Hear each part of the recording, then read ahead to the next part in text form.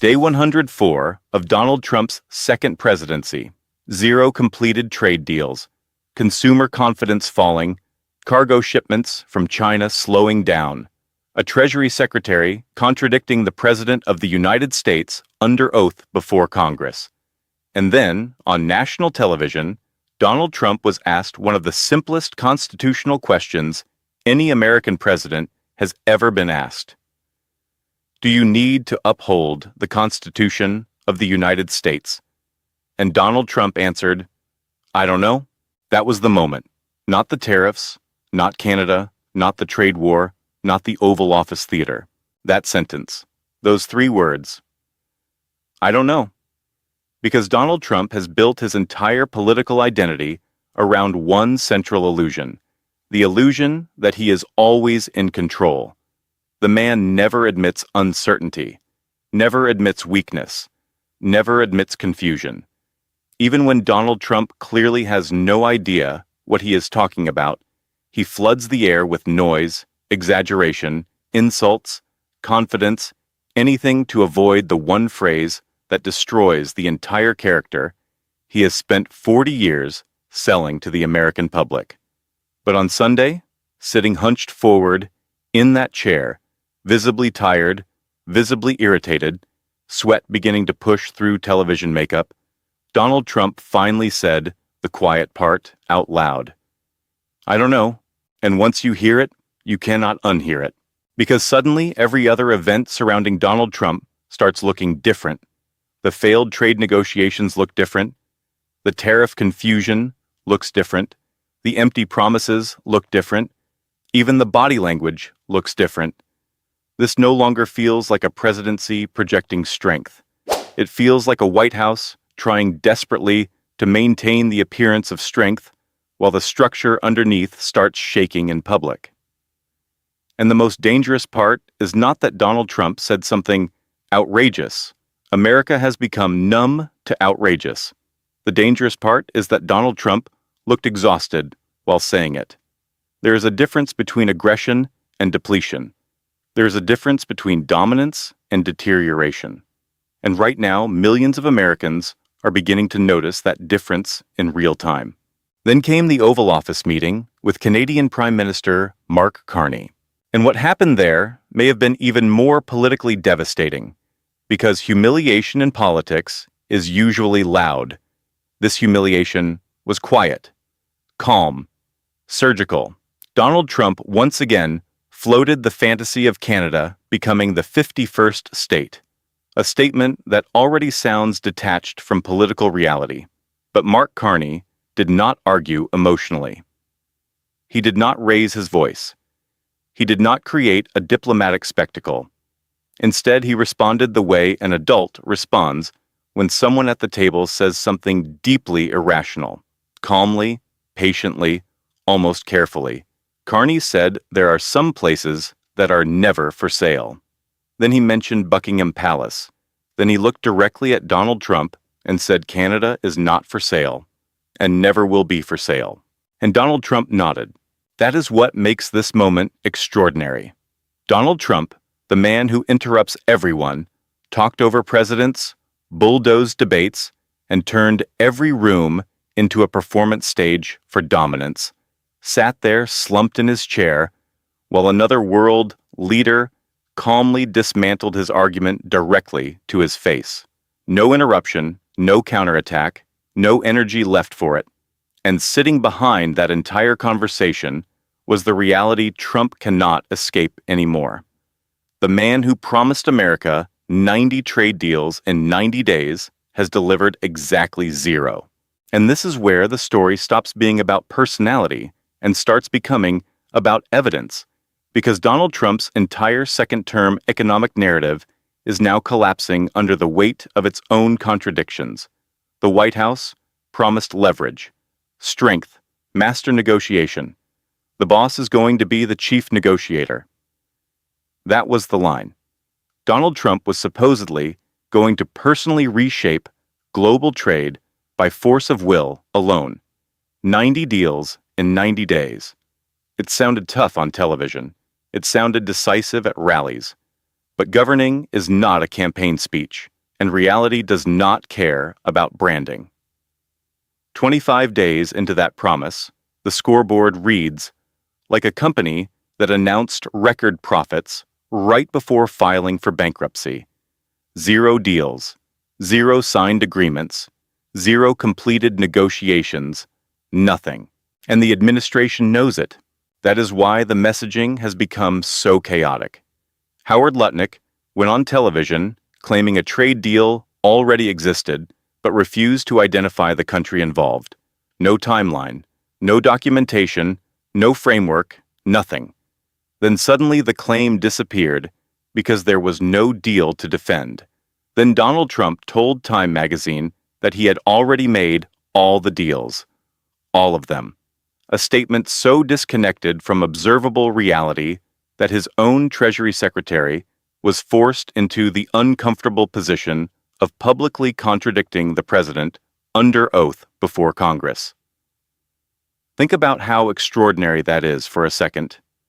Treasury Secretary Scott Bessent sat before lawmakers and admitted the United States had not even begun negotiations with China. Not one conversation, not one serious engagement, which means either Donald Trump did not know what his own administration was doing, or Donald Trump knowingly lied about negotiations that never existed. And in prosecutorial terms, both possibilities are catastrophic. Because once you establish that contradiction, the rest of the narrative starts collapsing in sequence. Donald Trump claimed tariffs would punish foreign countries. For years, he repeated the same line over and over. China pays the tariffs. Other countries pay the tariffs. But then something changed. The economic pressure became impossible to hide. Prices rose. Supply chains tightened. Businesses started adding tariff surcharges directly onto invoices. Consumers started seeing the numbers themselves. Suddenly, Donald Trump stopped talking like a salesman and started talking like someone preparing the public for sacrifice. Fewer toys for Christmas, fewer pencils. Maybe children only need 2 dolls instead of 30. Listen carefully to what happened there, because this is the part nobody in the White House wants voters focusing on. Donald Trump accidentally told the truth. Tariffs are not paid by China. They are paid inside the United States. American importers pay them. American companies absorb them or pass them along. American consumers feel them at checkout counters, in online orders, in holiday shopping, in grocery bills, in manufacturing costs. Every serious economist knows this. Every Treasury Secretary in American history has known this. Alexander Hamilton knew it. Members of Congress know it. Corporate supply chains know it. The trucking industry knows it. Retailers know it. Parents trying to buy school supplies know it. The only person still pretending otherwise is Donald Trump, and even he keeps accidentally exposing the truth every time he starts talking about Christmas presents and pencils. And then came one of the most revealing moments of all. A congressman asked Treasury Secretary Scott Bessent a question so simple it could fit on a middle school economics quiz. Who pays tariffs? Not, what are tariffs? Not, explain global trade. Just who pays them? And Bessent froze. He stalled, redirected, called it complicated, tried escaping into abstraction because the truthful answer is politically radioactive. Consumers pay, Americans pay, the people listening at home pay, which means the same administration promising economic nationalism is now quietly asking ordinary families to finance the consequences of its trade war, while billionaires and insiders continue operating above the damage zone. And that is the moral contrast sitting underneath this entire story. Donald Trump talks about tariffs like they are pieces on a poker table, numbers, leverage, headlines. But for ordinary Americans, tariffs are not political theater. They are the parent standing in a store realizing school supplies suddenly cost more than they did 6 months ago. They are the small business owner opening an invoice and discovering a new, tariff surcharge attached to products that used to arrive routinely. They are the shipping manager, watching containers stop moving through ports because companies cannot absorb 145% import penalties forever. This is where the glossy political branding crashes directly into real life. And once that collision starts, it becomes impossible to spin forever. Because people can forgive arrogance. Washington has survived arrogant presidents before. What people do not forgive is the feeling that someone powerful is making them pay for mistakes, while pretending those mistakes are victories. That is why Donald Trump's Christmas comments landed so badly. He thought he was simplifying economics for television. Instead, he accidentally created the perfect symbol for his own failing trade strategy. Fewer toys under the Christmas tree, fewer pencils, less choice, higher prices. A president of the United States casually explaining scarcity to the richest consumer economy on earth, like a father trying to convince children that disappointment is actually patriotism. That is not strength. That is rationing rhetoric wrapped in campaign branding. And while Americans are being told to lower expectations, the administration itself cannot even maintain a coherent internal story. One official says negotiations are happening. Another says they are not. Donald Trump says China is meeting with the United States. His Treasury Secretary says no conversations have occurred. Howard Lutnick hints at completed agreements that never materialize. Every day brings another contradiction, another walkback, another televised attempt to blur reality long enough to survive the next news cycle. But evidence stacks, whether politicians want it to or not. Dates matter. Testimony matters. Public statements matter. The internet remembers everything. Once the timeline is assembled cleanly, the picture becomes impossible to ignore. Donald Trump launched a global trade war, promising rapid victories, and now finds himself politically trapped inside the consequences of his own promises. And then there is the deeper layer underneath all of this, the constitutional layer.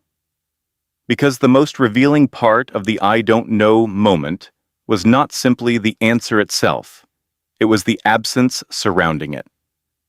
Donald Trump did not say yes, of course I must uphold the Constitution. He did not even attempt the usual politician's maneuver of pivoting into another topic.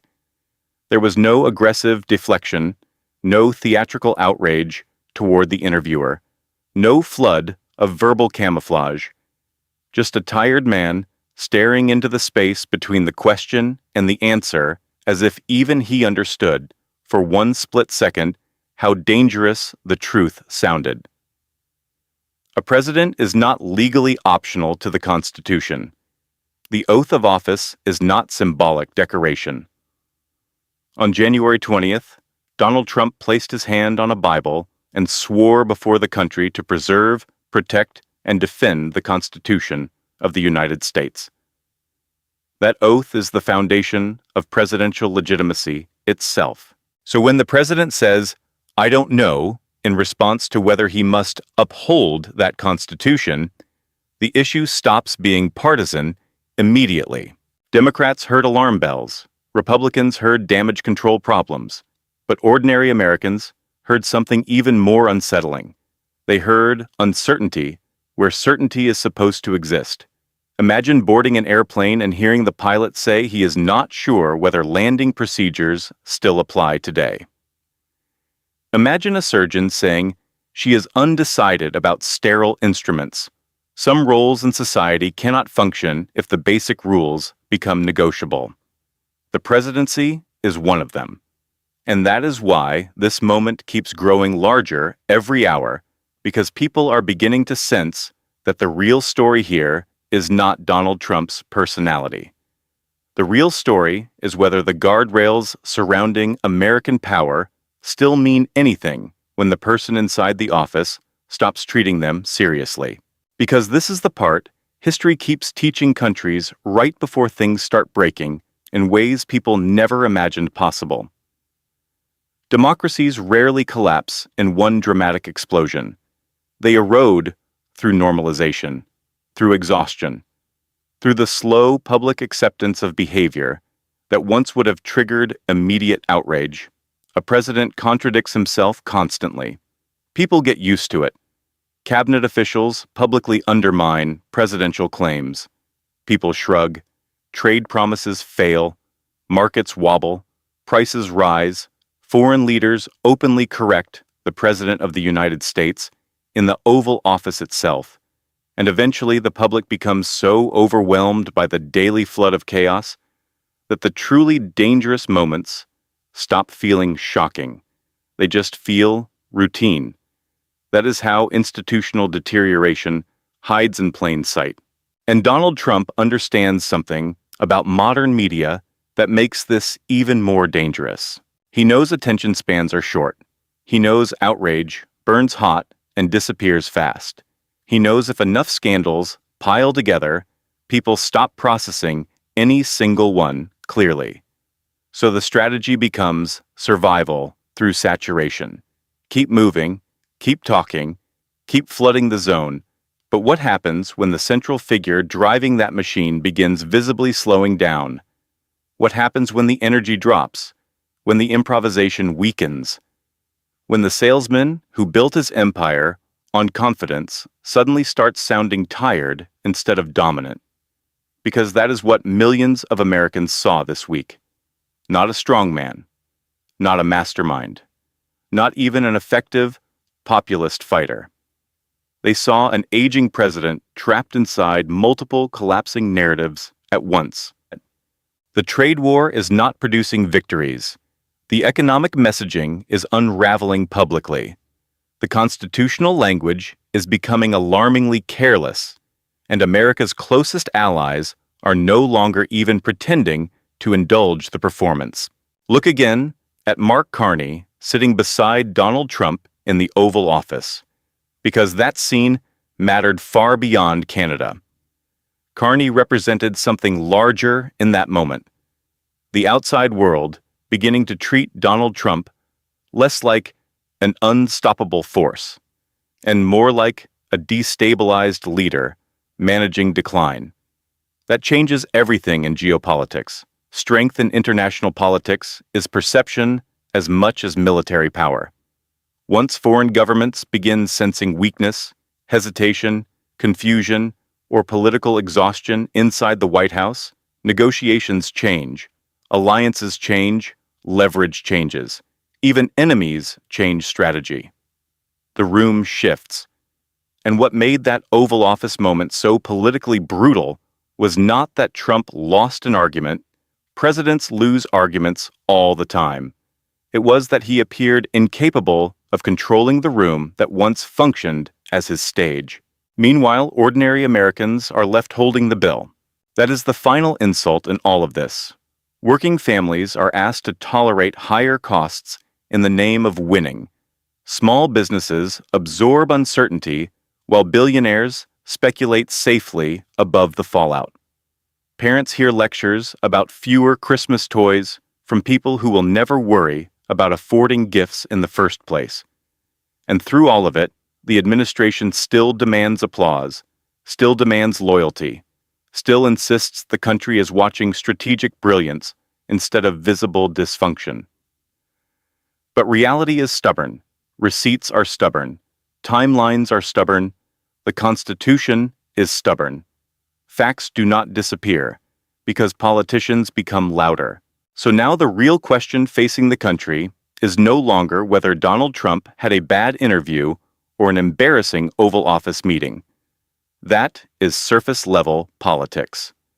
The deeper question is much more serious.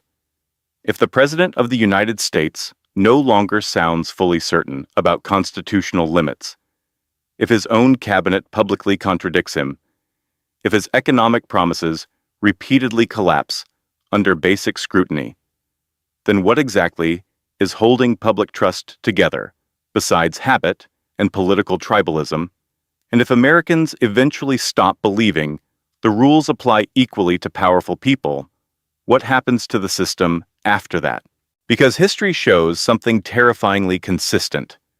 Once trust in institutions breaks deeply enough, people do not suddenly become calm and rational.